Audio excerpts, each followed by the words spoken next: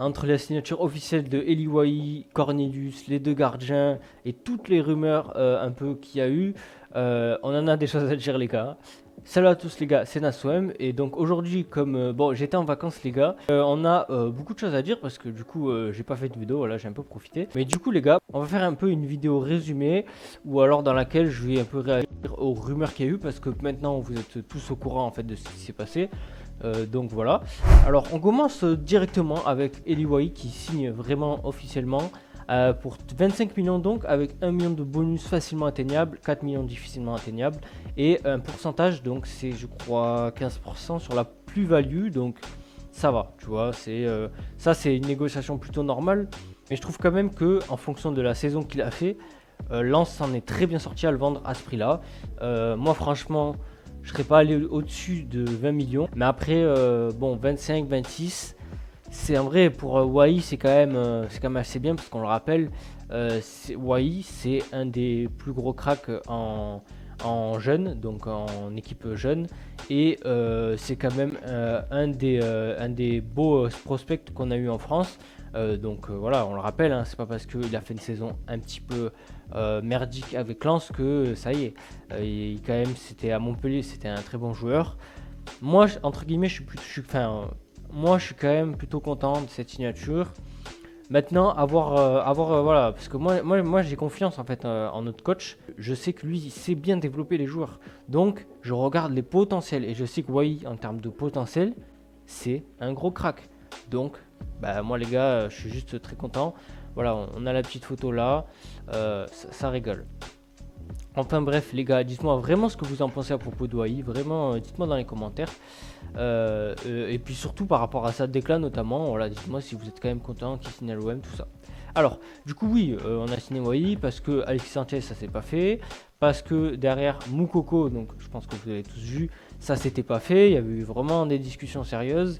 Moukoko était d'accord pour venir, tout ça. Comme d'hab, hein, on avait réussi à négocier avec le joueur. Hein. Enfin bref, on va continuer du coup avec Wai. Alors, il a fait plein d'éclats, tout ça, et moi honnêtement, je les ai pas lus, voilà. Du coup, dites-moi un peu peut-être ce qu'il a dit, tout ça, mais en tout cas, ce qui est sûr, c'est que lui, il a vraiment fait des efforts pour revenir à l'OM. Hein. Donc, entre Mohamed Toubachter et Adam Mansour, lui qui dit qu'il a fait de gros sacrifices, lui qui dit qu'il a des agents très compétents qui a su convaincre avec les mots forts nanani. Voilà, ça peut paraître surprenant par rapport à sa déclat, tout ça, mais dans le foot d'aujourd'hui, moi, ça me surprend pas trop, quoi. Je veux dire, il y a l'OM qui vient te chercher quand tu es en difficulté à Lens. Bah, tu peux être que content, en fait. Vraiment, tu peux être que content. Hein. C'est quand même. Je comprends pourquoi il a fait des efforts pour venir. Hein. Alors, juste pour. Voilà, j'aime quand même de temps en temps, faut afficher les gens. J'avais liké ça il y a longtemps. Et du coup, la gueule de la source MDR, avec tout le respect que j'ai pour ce mec, il a aucune info. Donc, je comprends pas dans la sphère Twitter de l'OM. Il y a toujours des gens qui vont mal parler des informateurs qui sont fiables en fait. Et alors que tu as des gars qui réussissent à faire plein de vues et qui n'ont aucune source et ça se voit direct en fait. Tu vois, et du coup voilà, Adam Hunter avait annoncé que l'OM était à la recherche de deux gardiens. Bon, t'as ce mec qui avait commenté ça, bon, on s'en fout, hein, franchement. Je le montre parce que voilà, il représente certaines personnes et moi, ce groupe de personnes m'énerve un peu. Mais voilà, du coup, il y a eu Jeffrey Delange du coup, qui est venu avec notamment Rulli. Donc Jeffrey Delange, c'est pour, je crois, 2 millions et Rulli, c'est 3 millions. Alors, pour le coup, je suis très convaincu par ce que fait l'OM sur tous les postes, sur le recrutement en général. Mais alors, sur le côté des gardiens, moi je sais pas ce que vous en pensez, mais moi je trouve ça très bizarre. En tout cas, on n'a pas, je trouve, avancé par rapport à Paul Lopez.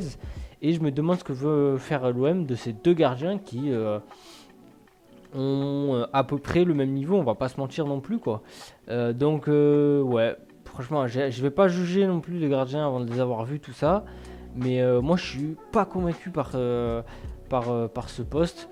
Bah, d'ailleurs, je vais voir, ouais, il est argentin, j'espère qu'il est pas extra communautaire. Mais enfin bref, on s'en fout maintenant. Mais ouais, les gars, c'est quand même surprenant là. Franchement, on a vraiment des bons, des super, soit super potentiels, soit super joueurs à tous les postes. Mais alors en gardien, c'est ni des potentiels, ni des super joueurs sur le moment qui peuvent beaucoup t'apporter. Hein. Donc ouais. un peu bizarre. Du coup, on va continuer avec le dossier des ailiers gauche qui est pour le coup pas terminé. Donc voilà, il manque ça. Et je pense un ailier droit de remplacement, pardon. Jusqu'à gauche, il y a Luis Enrique. Mais du coup, ouais, alors on était sur Rowe, un joueur de Norwich, de Championship, qui pareil était un peu jeune, avec peut-être un rendement direct qui peut porter à des doutes. Mais au final, on va pas le faire en fait, parce que l'OM ne voulait pas le surpayer. C'est bien je suis très content par contre par rapport à Nketiah et Rowe et en fait tous les joueurs de Première Ligue. Les gars, on a surpayé personne au final, hein. Moi je me disais que Nketiah c'était surpayé, au final on l'a pas fait et tant mieux. On a fait Wai et voilà. C'est franchement c'est moi je suis content vraiment qu'on est sévère en négociation et c'est bien, faut le montrer, tu vois. Enfin bref, de toute façon on peut pas se permettre en fait de jouer avec des clubs de Première Ligue en termes de négociation, ça c'est sûr. Mais du coup voilà, Rowe, ça c'est le dossier il est clos et du coup on s'est penché sur Illich. Apparemment on a fait une offre. Illich, je vous rappelle qu'il s'était fait piquer, hein, franchement. On nous l'avait piqué et même lui au dernier moment il voulait il voulait signer au Torino du coup et il était je sais plus où il était. Mais du coup, on s'intéresse aussi à l'orienté. Et pour le coup, moi, je suis plutôt plus convaincu par l'orienté. Même si Illich, c'est vrai que c'était bien, mais là, comme ça, l'orienté, j'ai l'impression qu'il va peut-être plus apporter sur le moment et il y a un peu plus de certitude. Parce que bon, l'orienté, il est dans la fleur de l'âge, déjà, il a 25 ans. Et puis là, comme on le voit avec ce petit poste, voilà, il est français, il connaît bien la Ligue 1, il n'y aura pas de problème d'adaptation. Il est validé par, par 2RB, pardon, et ça, c'est le plus important, hein, évidemment. Et c'est un très bon tireur de coup de pied arrêté. Je sais pas si on en a. Peut-être Greenwood, je sais pas. Et c'est un bon dribbleur et il est altruiste. Voilà, bon là comme ça on dirait qu'il a que des qualités, mais voilà, c'est que il sort pas d'une période ouf en fait. Voilà, c'est un petit peu ça le défaut, c'est que là comme ça, il sort pas d'une période ouf, donc on va voir ce qu'on peut en faire. Mais encore une fois, quand ça intéresse De Zerbi, moi les gars, j'ai vraiment une grande confiance en ce coach. Ça me rassure en fait quand je vois un joueur, voilà, il ne sort pas d'une super période et tout, on va la chercher. Quand je sais qu'on a De Zerbi et que c'est lui qui le veut, eh ben, ça me rassure. Voilà, c'est ça qui se passe, c'est que ça me rassure.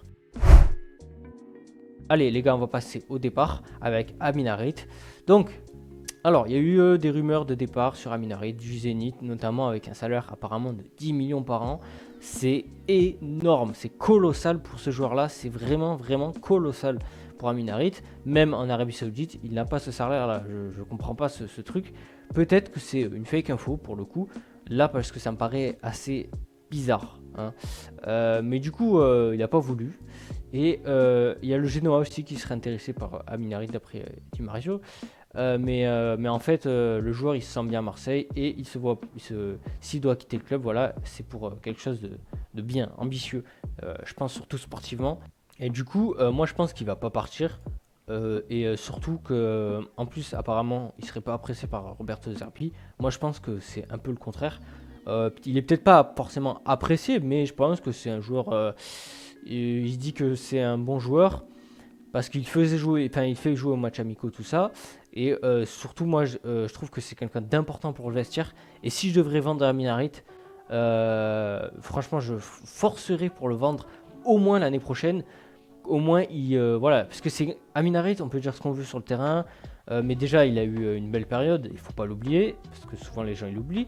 Mais en plus de ça, c'est que les gars, il est là depuis longtemps et puis c'est un super joueur de vestiaire. Moi, il me fait penser à Dimitri Payet. C'est le genre de joueur qu'on aime avoir dans le vestiaire, qui fait rigoler, voilà, tout plein de trucs. Mais du coup, on va passer aussi à Kondogbia.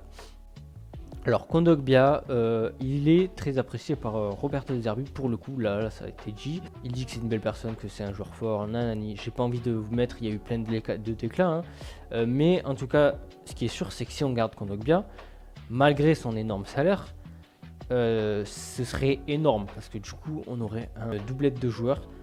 Højbjerg, Kondogbia, c'est colossal, hein. Je ne sais pas si vous vous rendez compte. Højbjerg, j'ai pas besoin d'en parler, mais si tu as derrière Højbjerg il se blesse ou Osberg, je sais pas, où ça va faire tourner tout ça, même si on n'en a pas forcément besoin, tu as Kondogbia, tu vois.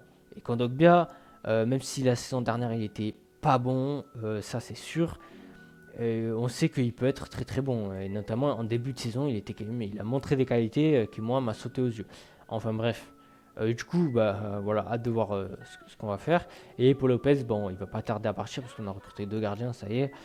Il a choisi Gérone d'ailleurs, il va vraiment bientôt partir. Et c'est une option d'achat avec 6,5 millions.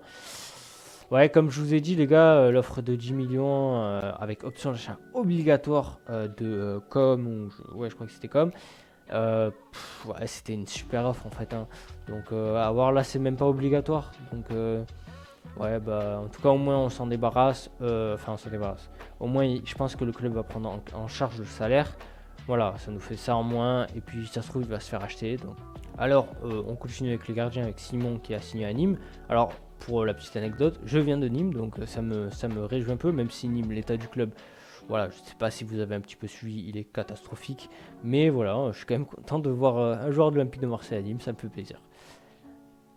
On va finir doucement, les gars, avec deux petits tweets. Alors, Bamo Meite, il peut être sur un départ, dans le sens où si l'OM n'arrive pas à vendre ses indésirables, voilà, il peut activer cette petite option avec Babo Meite qui a toujours une bonne valeur parce que voilà, il a des qualités qui sautent au jeu. Et du coup, moi je me dis que c'est dommage et j'espère que ça va pas se faire parce que quand même, t'as des joueurs, tu peux pas vendre Babo Meite et garder Veretout parce que tu n'arrives pas à le faire partir. Ce serait catastrophique et ça changerait la tournure du mercato pour moi. Surtout que ce Babo Meite, j'ai vraiment envie de le voir s'améliorer. Et je pense qu'il a un potentiel. Alors, les gars, je sais pas combien de temps ça a duré, mais en tout cas, on fait une petite conclusion sur notre mercato.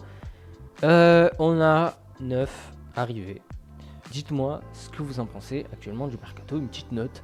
Voilà, moi, alors pour moi, c'est quand même un bon mercato, même si je vous ai dit le petit point noir, c'est le côté des gardiens.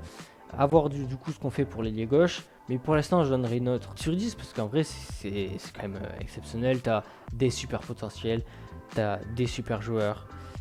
Et t'as juste un petit point noir avec le gardien. Voilà les gars, c'était Nassoem, j'espère que la vidéo vous a plu. N'hésitez pas à me donner vos avis sur tout ça. Et à lâcher un like, un partage, ça fait longtemps, essayez de me donner de la force. Voilà les gars, salut à tous, c'était Nassoem.